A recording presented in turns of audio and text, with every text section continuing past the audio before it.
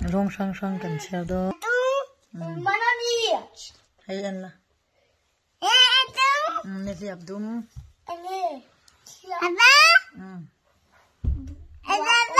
Rồi thế vào. Red rose. Áo xe tu. Nè nó sẽ sợ. Hay thế. Papa sang. Nè. Bố. Bố. Có lúc không bỏ.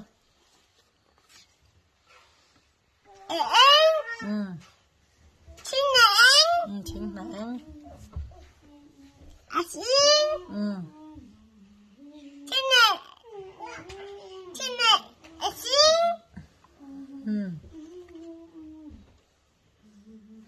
Xanh nữa. Xanh đục tóc. Xanh đục. Bố. Buông. Buông. Hay.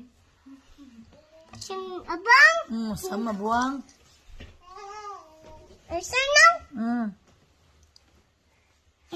Xanh nóng. Có sân đăng. Áo. Cái gì vậy? Sa vâm ụ. Áo. Xoan hết tiện. Cứ nóng. Ở đây cái nóng. Mà ra sẽ không rong ông trả lâu cái lấy ta. Ủa trời này. Thả chú là. Ủa trời khai ta trời đó. Hay nghe. Có bò răng.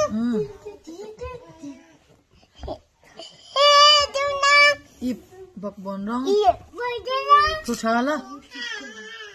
Đi răng. Đi được không? Cảnh siêu trinh rong. Răng xin nào. Rau.